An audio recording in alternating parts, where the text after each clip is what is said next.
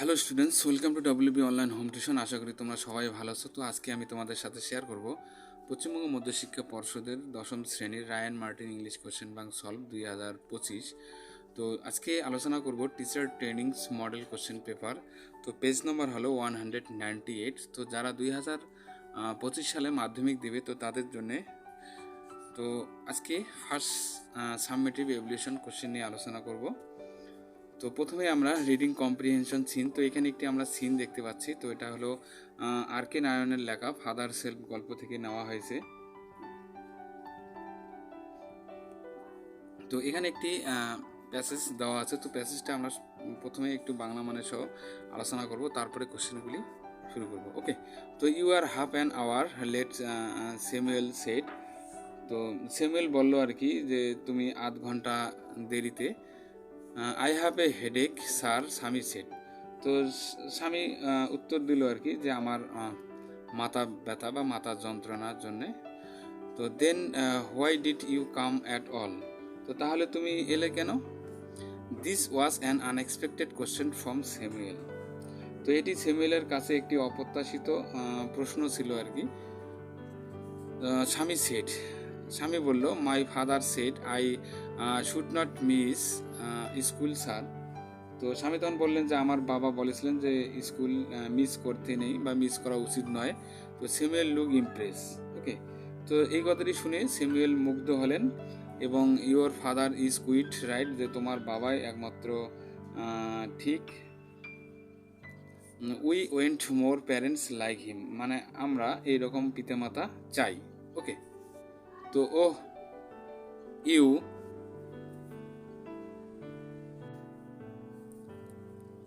poor man, Shami thought, you don't know what my father has done to you.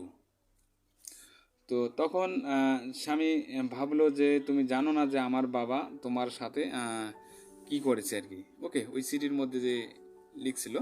তো all right, go to your seat, তাহলে ঠিক আছে তোমার জায়গায় গিয়ে বসো।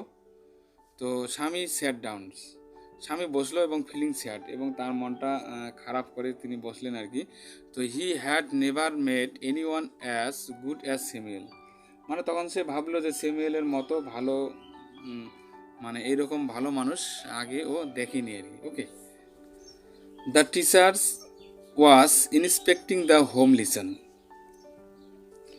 তো ইতিমধ্যে শিক্ষক মহাশয় কি বাড়ির যে কাজ দেওয়া ছিল সেগুলো দেখতেছে। তো টু স্বামী থিঙ্কিং, তো তখন স্বামী ভাবলো this was the Times when Samuel go most angry. তো স্বামী তখন ভাবলো যে স্যামুয়েল স্যার তো সব থেকে বেশি রাগী হয় যখন তিনি বাড়ির কাজ পান না আর কি। তো but today Samuel appeared very gentle. তো কিন্তু আজকে স্যামুয়েল স্যারকে সব থেকে মানে ভদ্র দেখাচ্ছে আর কি। তো Swaminathan where is your homework. তো স্বামীনাথনের কাছে আসলো স্যামুয়েল স্যার এবং বললো স্বামীনাথন তোমার বাড়ির কাজ। তো I have not done my homework, আমি বাড়ির কাজ করতে পারিনি স্যার। তো স্বামী বলল। ওকে। তো এখানে একটি ছোট্ট একটি প্যাসেজ দেওয়া আছে। তো আমরা এই প্যাসেজটি পড়ে যে এই কোশ্চেনগুলি আছে, তো এই কোশ্চেনগুলি আমরা এখন আলোচনা করব। ওকে। তো এখানে এ দাগের দেখো tick the correct alternative to complete the following sentence. তো এখানে যেটা সঠিক উত্তর হবে আমরা সেই সঠিক উত্তরটাকে চয়েস করব। ওকে। তো প্রথম যে এ দাগের 1 নম্বর আছে, Swami was late for school by. তো স্বামী স্কুলে যেতে দেরি করেছিলেন। তো মানে কতটুকু দেরি করেছিলেন? 10 মিনিটস না 15 মিনিটস না 13 মিনিটস না 5 মিনিটস? তো 30 মিনিটস। ওকে। তো সঠিক উত্তর হবে সি। ওকে। তো এরপরে আমরা দেখব 2 নম্বর question, Swami was force to go to school by his. তো স্বামী তার স্কুলে যেতে বাধ্য করা হয়েছিল, সেটা কে করেছিল? ফাদার্স না মাদার্স না টিচার না হেডমাস্টার? তো সঠিক উত্তর হবে এ, ফাদার। 3 নম্বর question, Swami found his teacher to be. তো স্বামী তার শিক্ষক হিসেবে খুঁজে পেয়েছেন কীরকম শিক্ষক মহাশয়? তো এংরি, স্যাড না ডেলাইটেড না জেন্টাল? তো সঠিক উত্তর হবে ডি, জেন্টাল। ওকে। মানে কোমল, জেন্টাল বলতে এখানে কোমল মনের মানুষ আর কি। ওকে। তো এরপরে আমরা আলোচনা করব বি দাগের। তো feel in the chart with information from the passage given above. তো এখানে একটি হোয়াট হ্যাপেন্ড, কী হয়েছিল আর কি, কী হলো এটা, আর হোয়াই মানে কেন। তো এখানে দেখো আমরা এইগুলো তোমার হলো এই প্যাসেজ থেকে খুঁজে খুঁজে লিখবো। তো স্বামী কেম লেট টু স্কুল, তো স্বামী স্কুলে দেরি করে আসেন। তো কেন আসেন, তো অ্যাকর্ডিং টু স্কুল লেট, এটা হলো কারণ হলো হেডেক, মানে মাথার যন্ত্রণা বা মাথার ব্যথার জন্য। তারপরে 2 নম্বর দেখো স্বামী ফেল স্যাড, তো স্বামীর মন খারাপ হলো। তো কারণটা কি, Swami had never met anyone as good as Samuel. Okay, তো এরপরে আমরা যে কোশ্চেনটি আলোচনা করব সি দাগের। তো সি দাগের যে কোশ্চেনটি আছে, অ্যান্সার দ্য ফলোইং কোশ্চেন। তো হোয়াট ইমপ্রেস স্যামুয়েল, তো এখানে বলা হচ্ছে যে কি স্যামুয়েলের মুগ্ধ করেছিল আর কি। তো স্বামী ফাদার ইজ কুইট রাইট, তো তখন বললো যে তোমার বাবা একমাত্র ঠিক, we want more parents like him this for impress Samuel. Okay,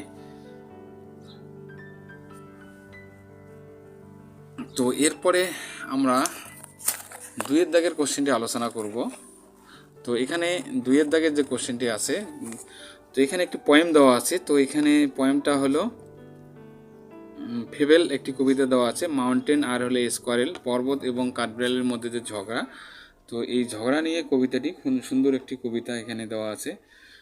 তো এই কবিতাটা আমরা সরাসরি চলে যাব কোশ্চেন অ্যান্ড অ্যান্সারে।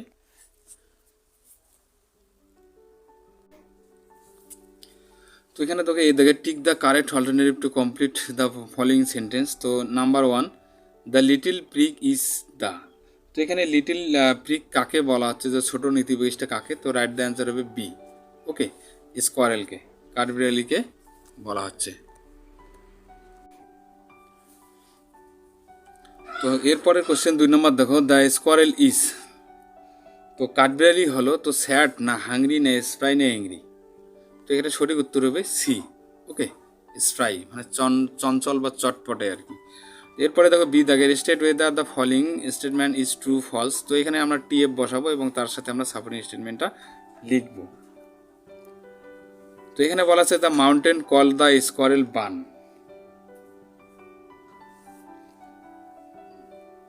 ওকে, তো পাহাড়টি কাঠবিড়ালিটিকে কি বলেছিল, বান বলেছিল। তো এটা অবশ্যই এভাবে ভুল হবে। তো এখানে লিটিল প্রিক বলেছিল, তো the mountain call the letter little prick লিখবো। ওকে, তো এরপরে আমরা যে ইম্পর্টেন্ট বিষয়টি আলোচনা করব সেটা হলো রিডিং কম্প্রিহেনশন আনচিন। তো এখানে একটি আনচিন দেওয়া আছে, তো আনচিনটি আমরা বাংলা মানে সহ একটু আলোচনা করি, তারপরে কোশ্চেন আনসার করি। Please subscribe my channel. আমার ভিডিও দেখার জন্য তোমাদের সবাইকে অসংখ্য ধন্যবাদ। Nalanda a large Buddhist monastery, তো নালন্দা একটি বৃহৎ বৌদ্ধ বিহার। তো নাও ইন রুইন্স, তো বর্তমানে এটি ধ্বংসাবশেষ। Was on one of the most acknowledgements mahaviharas of ancient India. Located in ancient Magadh kingdoms near the towns of Bihar Sharif in modern Bihar. তো আধুনিক বিহারের বিহার শরীফ শহরের কাছে একটি প্রাচীন মগধ রাজ্যে অবস্থিত প্রাচীন ভারতের অন্যতম স্বীকৃত মহাবিহার।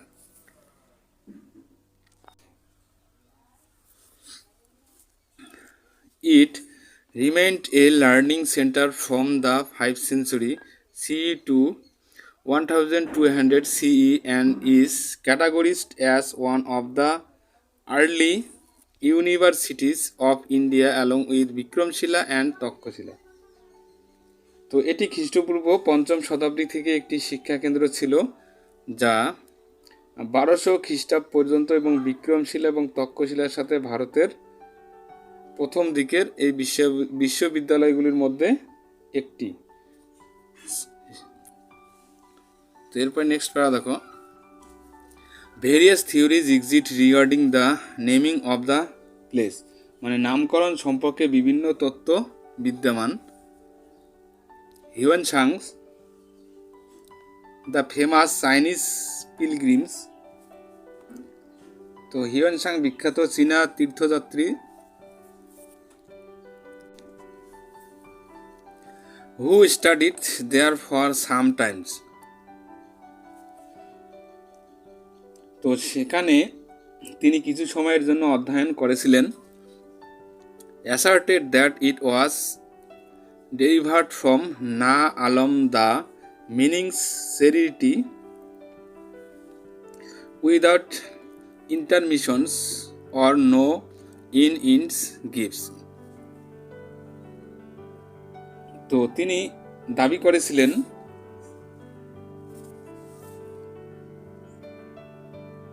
যে এটি না আলম দা থেকে উদ্ভূত হয়েছে, যার অর্থ ব্যবধান ছাড়াই দাতব্য বা উপহারের শেষ নেই আর কি।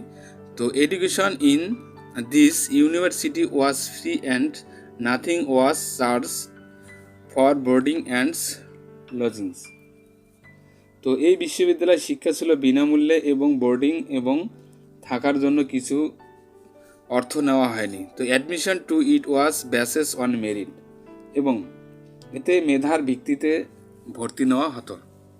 তো এইটা আমরা সংক্ষেপে আলোচনা করলাম। তো এরপরে দেখো এই দাগে tick the correct alternative to complete the following sentence. তো নালন্দা ওয়াজ এ, তো নালন্দা ছিল দেখি হিন্দু টেম্পল, না বুদ্ধিস্ট মনেস্ট্রি, না কমিউনিটি সেন্টার, না ব্যাটেল ফিল্ড। তো সঠিক উত্তর হবে বি, ওকে, বুদ্ধিস্ট মনেস্ট্রি। তো এরপরে দেখো নালন্দা ইউনিভার্সিটি প্রসপারেট ফ্রম, তো নালন্দা বিশ্ববিদ্যালয় থেকে উন্নতি লাভ করেছিল, সেটা কত সালে, মানে এটা হবে সঠিক উত্তর হবে এ, তো 5th century, ওকে। তো এরপরে দেখো Hiuen Tsang's straight in Nalanda as a, তো হিউয়েন সাং আর কি নালন্দায় অবস্থান করেছিলেন কি হিসাবে, টিচার, প্যাট্রন, না গেস্ট, না স্টুডেন্ট। তো সঠিক উত্তর হবে ডি, স্টুডেন্ট, ওকে। তো এরপরে দেখো বি দাগের answer the following questions. The how did Nalanda drive it is name, তো নালন্দা বিশ্ববিদ্যালয়ের নামটি কিভাবে এসেছে। তো ইট ওয়াজ দ্য ড্রাইভ ফ্রমস না আলম the meaning charity without intermissions or no in gifts, okay. এরপরে দুই দাগে দেখো what was the criteria for admission in Nalanda University, তো এখানে মানে নালন্দা বিশ্ববিদ্যালয়ের যে ভর্তি যে নিয়েছিল আর কি, তো সে মানদণ্ডটা কীরকম ছিল। তো the criteria for admission in Nalanda university admission to it was bases on merit, মানে মেরিট হিসাবে অ্যাডমিশন নিত। Please subscribe my channel. আমার ভিডিও দেখার জন্য তোমাদের সবাইকে অসংখ্য ধন্যবাদ। তো এরপরে আলোচনা করব সি দাগের give a suitable title for the passage. তো আমরা এই আনসিনটি পরে এখানে একটি টাইটেল দিতে পারি। তো Nalanda the ancient centre of learning, তো এইভাবে দিতে পারি। তো এরপরে আমরা আলোচনা করব গ্রামার অ্যান্ড ভোকাবুলারি। তো চারের দাগে দেখো fill in the blanks with the correct alternative question. তো এখানে the police started to investigate about the robbery that's, তো এখানে আমরা টু হবে took place last week but so far they, তারপরে হ্যাভ ডিসকভারেড হবে, এখানে হ্যাভ ডিসকভারেড নাথিং, ওকে। এরপরে পাঁচের দাগে দেখো ডু অ্যাজ ডাইরেক্টেড। তো এক নম্বর question do you needs somebody to go to the store said the boy. তো এটাকে চেঞ্জ ইন্টু দ্য মোড ন্যারেশনে তৈরি করব। তো আমরা এইভাবে লিখবো এটাকে, the boy inquired if the woman needed someone to go to the store, okay.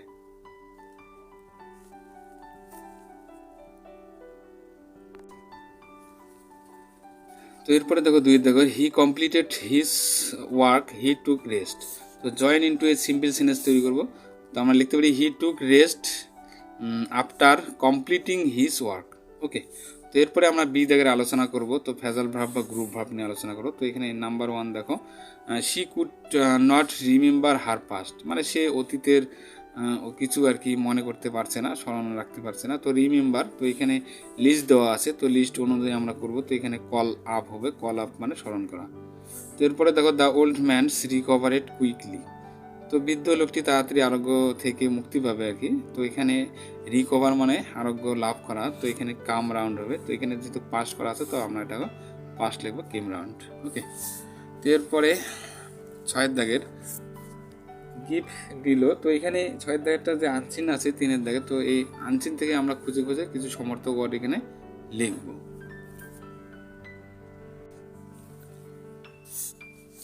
তো এখানে 1 নম্বরে কি আছে, ভেরি ওল্ড মানে খুব পুরনো, তো আমরা এখানে লিখতে পারি অ্যানসিয়েন্ট।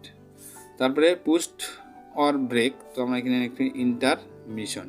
ওকে, তো এখানে রাইটিং দেখো 7 দাগের, write a paragraph in about 100 words on safe drive safe life using the following point. তো এখানে কিছু পয়েন্ট দেওয়া আছে, এই পয়েন্টের উপর ভিত্তি করে আমরা সেফ ড্রাইভ সেফ লাইফ সম্পর্কে একটি প্যারাগ্রাফ লিখব।